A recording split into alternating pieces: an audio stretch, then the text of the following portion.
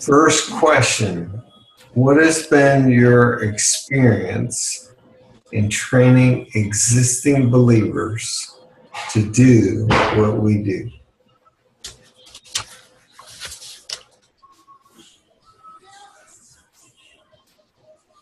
In other words, a four-field approach to ministry. Abide in Christ, engage the lost, share the gospel, make disciples, plant churches, and reproduce leaders. I have seen some really good success training existing believers who have gone on to reproduce to the third generation. But all of as far as I can think of, all of those people were people who already wanted to do this, or were not necessarily this, but already wanted to make disciples and so on. And they were also all people who were okay with churches and homes as a form. So they wanted to do this. This was a passion in their heart, and I showed up at the right time. I've not been able to persuade anybody to do this, as far as I can tell. As far as I can think of off the top of my head. So they were predisposed towards something like this. Yes.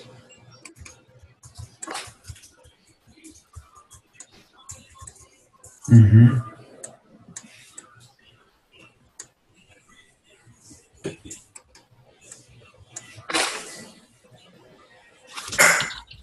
I've got some people that are in the early stages of this, and I'm using primarily 411 to kick it off. But people are pretty open to that. You know, I usually ask, these are, you know, are you, you know, I kind of, one of my hooks is that I say these are those 4 questions that every believer ought to know the answer to. So anyway, so they seem to be very receptive. I mean, they're just super excited. They think it's a great tool. 411 in particular, they think it's a great tool. They really are excited about the way it arms them to know what to do. And one of those guys, I just asked him, we were out prayer knocking 2 weeks ago when the Lincoln team was here, and I even just checked in with this one guy because we didn't share the gospel with him. We didn't knock on his door. He was walking up to his friend's house, and I just said, there's 3 million people in Denver. 2.97 million of those are far from God. Would you be interested in joining the effort to reach him? And he said, yeah. But then he just loved the 411. He's been going to a Seventh-day Adventist church, and he just really was appreciative of just the truth that it offers. And he thanked me. So anyway, the early stages, I shared it with my son too, and he liked it. He just rededicated his life to God, and he liked it. But he's still kind of in passive mode church, and he's having to get out of that rut. So existing believers, and then Rick and Loretta Wood are just running with this. They of course, he's written articles about this sort of thing, and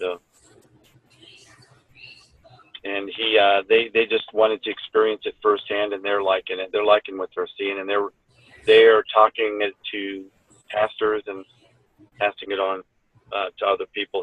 They are super recruiters.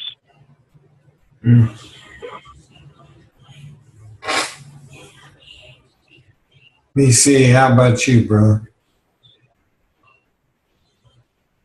The couple guys that I've been meeting with, we did a lot of knowledge-based discipling before, and I hammered them pretty good. So, so when we went through the 4 fields, these brothers was like, yeah, man, this is what I'm talking about. It's simple, it's biblical, it's reproducible, and the other stuff it was tougher. And so they, cause sometimes they were like, man, I just met a homeless guy, and how am I going to just sit down with him and, hey, sit down. Let me teach you for an hour and 20 minutes. And then I want you to repeat that teaching. So for them, it was real practical. And like I said, it was simple, reproducible, biblical. For others, it's been a real paradigm shift, because I think it's been they're used to a lot of knowledge. So the obedience and the simplicity, I think has been hard for them to, and it's weird to say that, has been hard on for them to transition into from the knowledge to the obedience. And what was I going to say?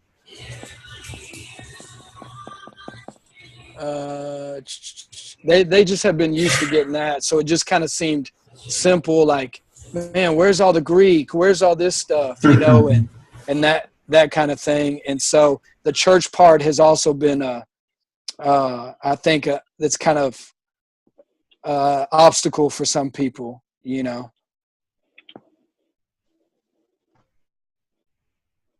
Sorry, I was talking to Deb. Keep going. No, I mean, so that was it. So I've had kind of both, both ends of the spectrum. I've had hey man, it's just hard for people to shift their paradigm from the knowledge to the obedience-based discipling. And then I've had also good responses with, some believers who are like, man, this is very practical and easily reproducible. Can see this multiplying and that kind of thing. So.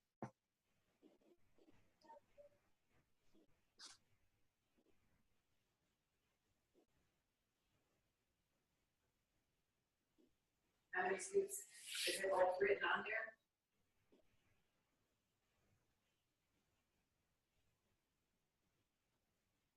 All right. Well, it's interesting. I've had the same experience. All the people I've trained have been existing believers. Not all. There have been a few people I've led to Christ that I've trained. All the people that I'm currently training that are rapidly sharing the gospel have been existing believers. So I think there's two sides of the story. There's existing believers that are probably the lion's share of people that we're training in the No Place Left network. And then there's existing believers that have taken a look at what we do and have said, no way, I'm not doing that. So what is the profile? I think Jonathan was touching on this a little bit. What is the profile of the existing believer that we're seeing take hold of a 4 fields approach to ministry?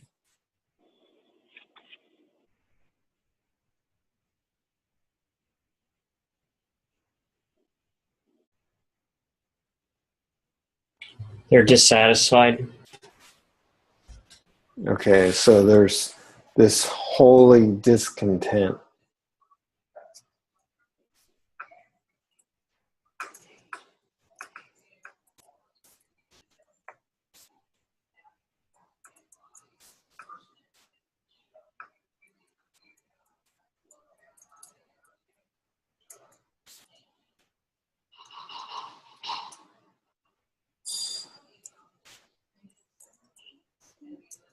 So is that it? Thank you. You're welcome.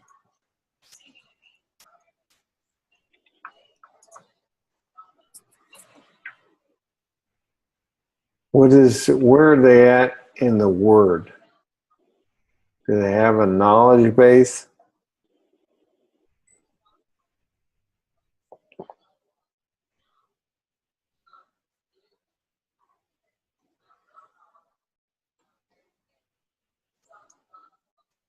Yeah, the people that I'm working with are almost entirely again, this is off the top of my head, but these are people who know the word and usually they know that they're called to do the Great Commission, and that's a significant part of their lives. So they already have a sense of calling to discipleship, to ministry. Mm-hmm.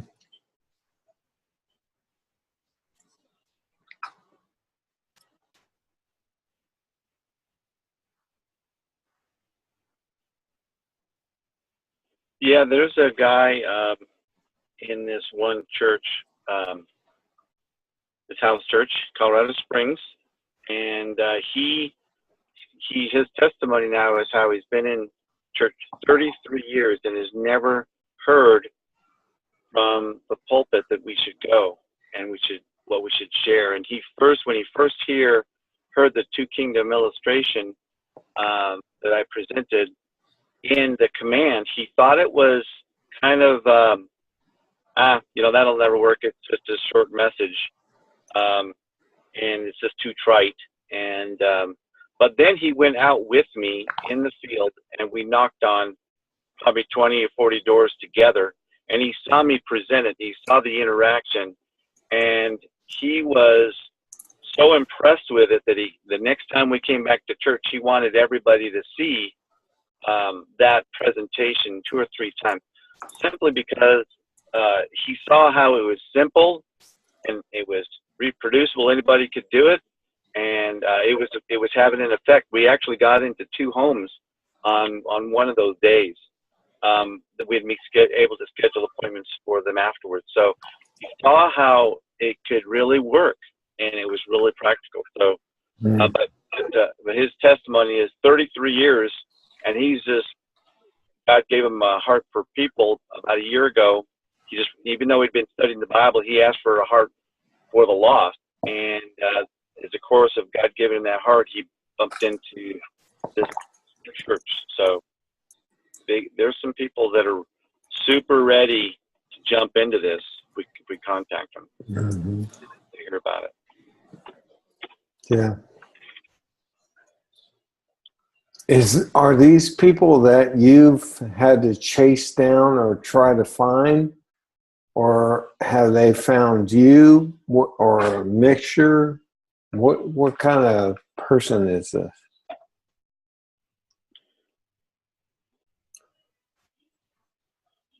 Well, the ones that I've been associated with, they've been recruited by other believers. So this one couple in Colorado Springs that has this church, they're recruiting heavily from church to this vision. And and then probably 1 or 2 out of 10 are moving forward with it. The others, like this search we had in Denver, and there are 3 people 4 really, and almost 5, but she ended up getting too busy. But 4 people out of, the people, 120 we share the gospel with, are meeting. So we beat down some doors for those folks. And then there's some believers that actually get really upset that you ask them to do something beyond what they're doing too. Like at this search in Denver, I can think of 2 believing families that were upset that we were asking them to do something more than what they were doing. So there's resistance, but there's a mixture of response, and I think what I'm experiencing, half comes from churches where people are recruiting, and half is just from the field. That's my experience. And these people that you met knocking on doors were existing believers? Yes, that is correct. Mm-hmm. Yep, of the 4 I'm following up from this 127, only one is a story of hope, potential believer. The other 3 are already existing believers. Are they sharing the gospel now? Haven't been able to, we have only met once, so I haven't been able to check back. I'll know next week.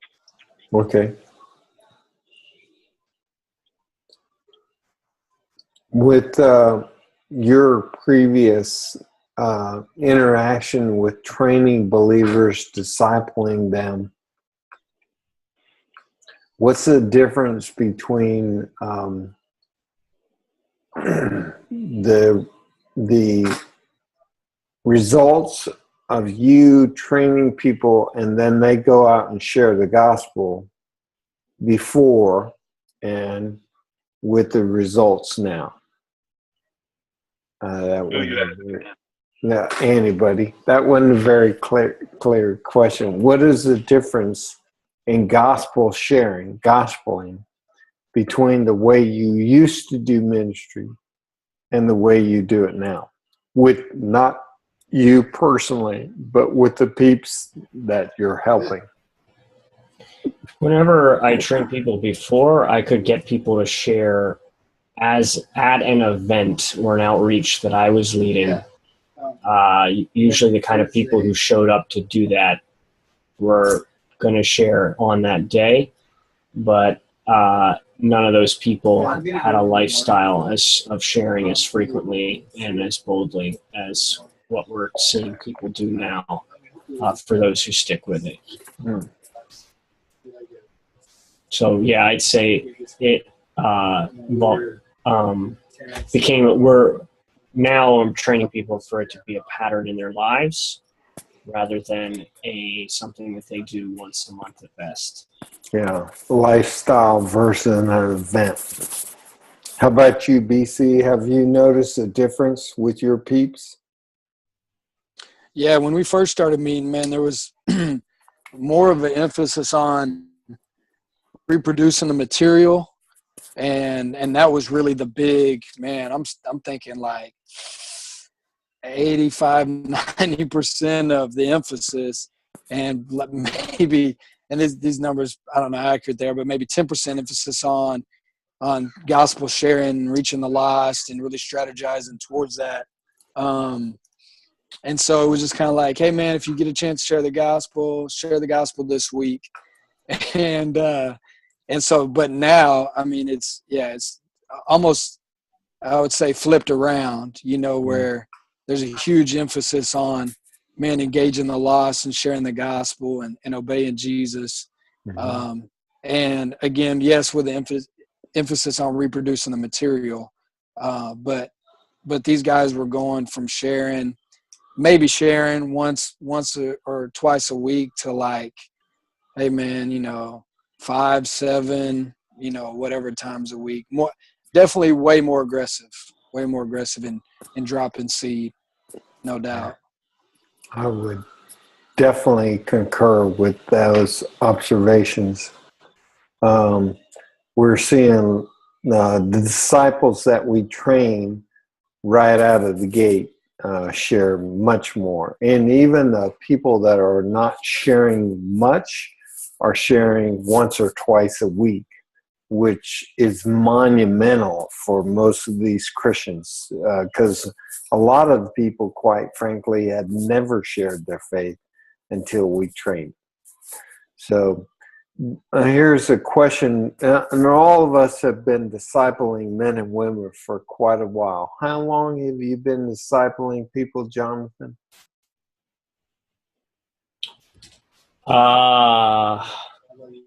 Maybe 8 years. Okay. If you count college. So, and 4 of that is what we're doing now, 4 fields? Probably, yeah. Okay, about 4 and 4. Kevin, how long have you been discipling? I would say aggressively since about 2003, so 13 years. Okay. And how long have you been practicing a 4 field strategy? That's same as Jonathan, 3 or 4 years. Okay. BC? Probably about 16. Okay. And then 4 fields since January. Okay. Of this year. Yeah. This year or last year? No, this year. Yeah, this year. So not even a full year. Okay. Mm-hmm.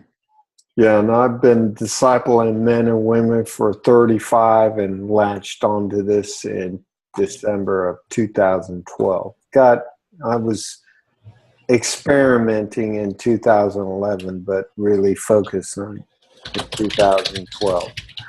So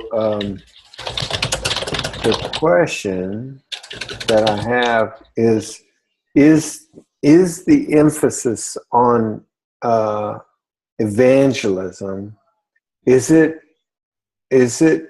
causing us to take a hit in other areas like discipleship, community, leadership development? Are we experiencing, because we're emphasizing evangelism, are we taking a hit in the other areas or abiding in Christ? So is field 1 and 2 circumventing fields 3, 4, leadership and abiding? In my experience, we have increased service times more than your typical church hour service. So we keep in the relationship, and we're having dinners together. I would say it's maybe even more in some cases where we're getting more fellowship.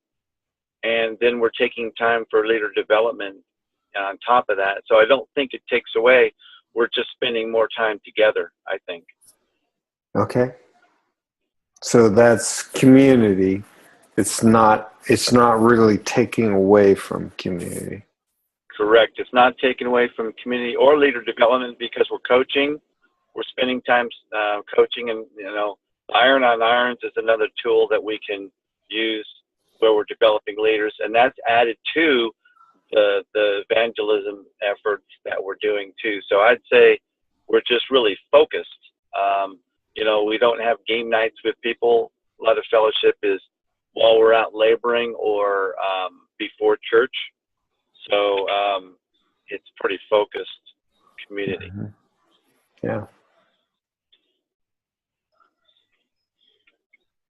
It depends what you mean by taking a hit, because we're definitely filtering out people who would otherwise and could otherwise do well in those other areas, who are not willing or can't keep up or don't think that they should or have to. Mm-hmm. And so I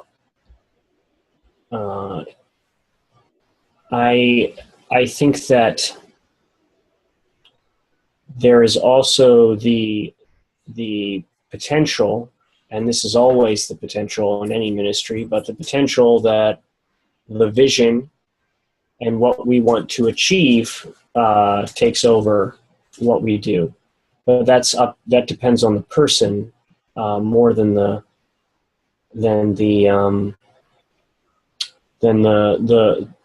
strategy per se.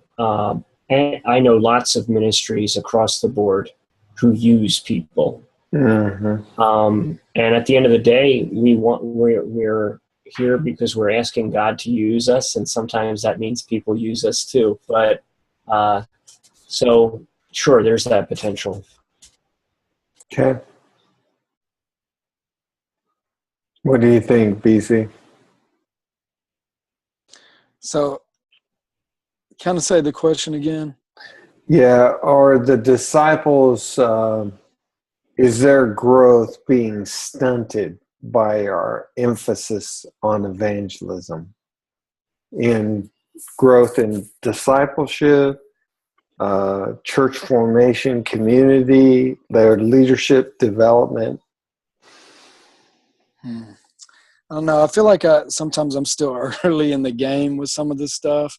I think for me, I still fight a tension of the wanting to know more and wanting to get guys together and just teach guys, I mean, me and you had this conversation before, just the wanting to, because I did it for so long and then doing something different now, I'm like, is this too simple? Are these dudes really, like when we see the soldier, the athlete, the farmer, the workman, the bond servant, all those, I'm like, are these folks really being built into that? And like I said, but I'm still early on in the process where I have guys that have been discipled that I discipled before, and we just flipped the script, and now we're doing 4 fields, and so they're on board, and they're willing to run with it.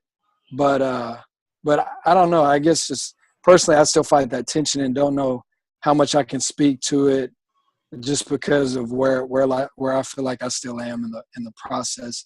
I don't know if I've seen this. I don't know if I've seen the full effect, the full cycle of the gospel, the engage in the gospel, and then the disciples growing, gather them in the church, and then leadership, leaders multiplying through that, if that makes sense. Sure. Yeah. What is you've been discipling men for 16 years. What's your gut telling you?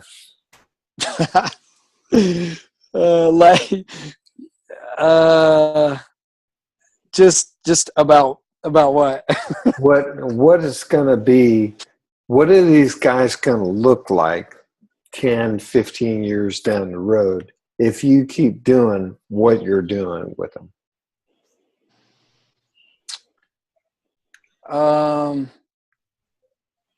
I'm thinking that they're going to be fruitful, reproducing, multiplying disciples who are doing the 4 fields, and that's I think I see that, and I believe it, and I see that cycle happening. Like, I can see it, but I'm just not there, and I haven't been there, and I don't know what it looks like. Does that make sense? Sure. Yeah. So it's not like I'm looking at it and I'm like, oh man, I don't think through this process, man, these dudes are going to be world impactors and getting to no place left at all. I believe they will. I just haven't gone through the whole process. Yeah. And so I don't know what I feel like, because I feel like I'm in a weird point with these guys. I feel like I'm in we're still in the early stage of discipling, going through the commands, but we're also in developing leaders stage.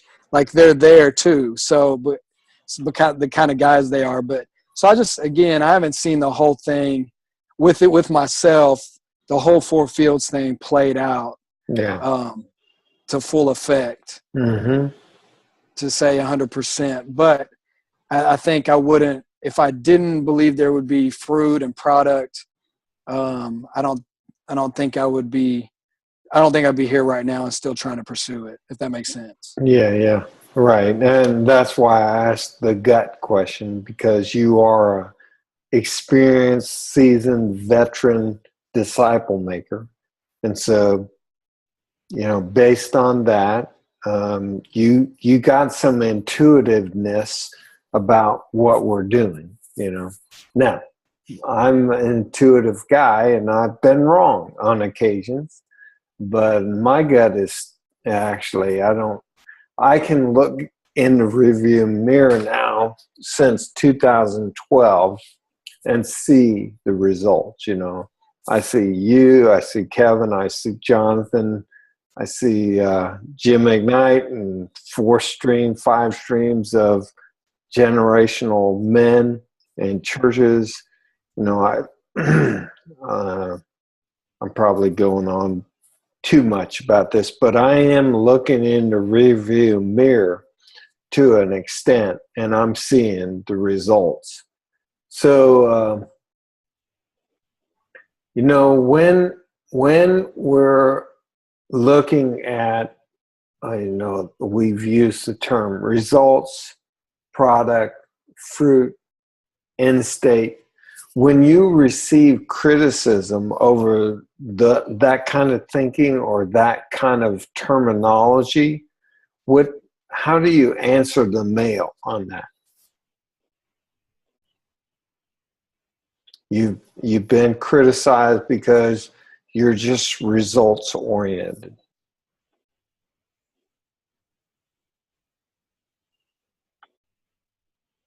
Well,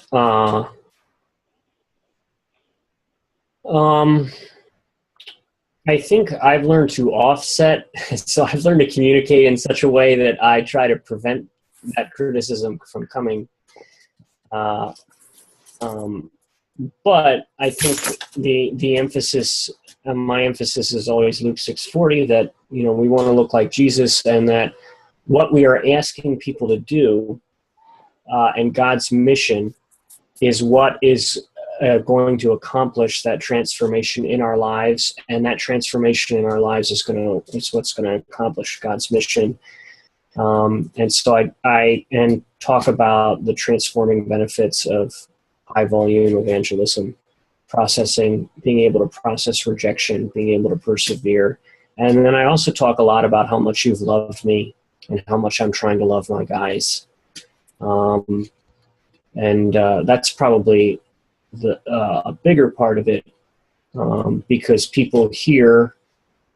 I want people to hear the devotion that we have to our people, and you know, the heart that we have for the lost, as well as why we're doing this. Mm-hmm. So the folks that we're working with are not just our tool to get to the end state. Although we have very clear objectives and goals to reach the world for Christ, we're not going to treat people like our project to get there. Not going to use them. And love is the offset for that. Yeah. Kevin, what do you think?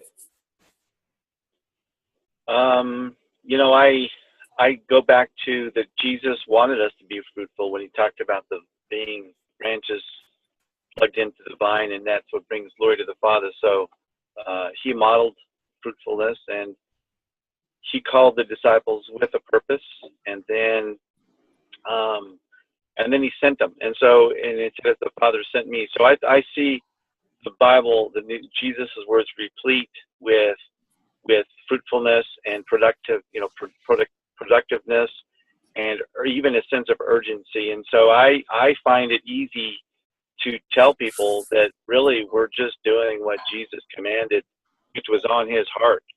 And I think it involves, when people embrace that vision and mission, it benefits not only the kingdom, but it benefits them personally, because they are getting the life, joy, and peace through the obedience and the abiding in Christ that it takes.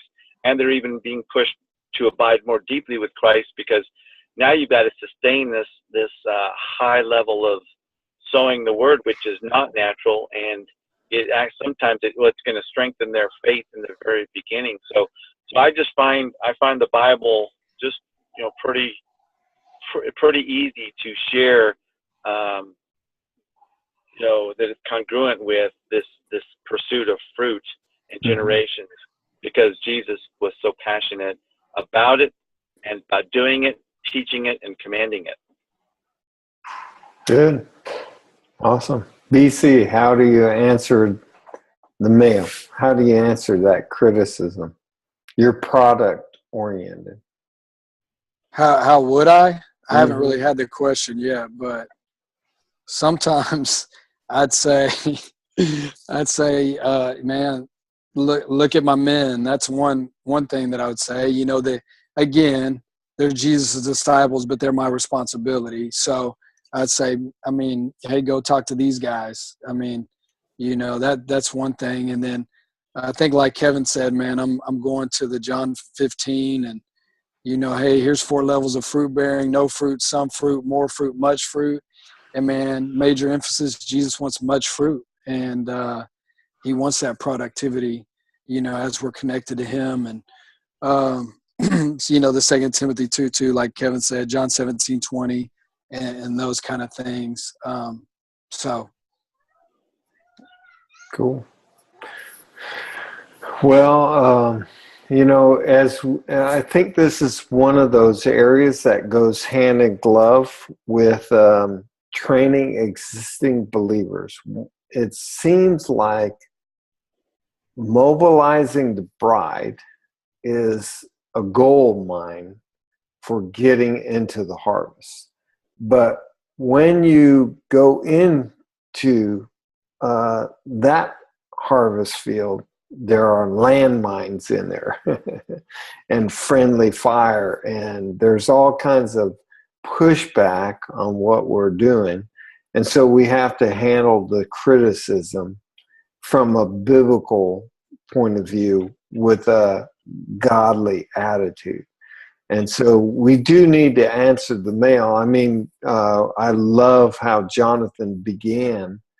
He's like, hey, there's some people that are abusing people, but it's not just in a four-field strategy. I mean, people have been abused in ministry since the beginning. So, but we are duly warned. We need to check ourselves and make sure that we're, doing the right thing. So it's good to be criticized because, it forces us to check ourselves, but we got to be able to answer the mail about the right things that we're doing. So anyways,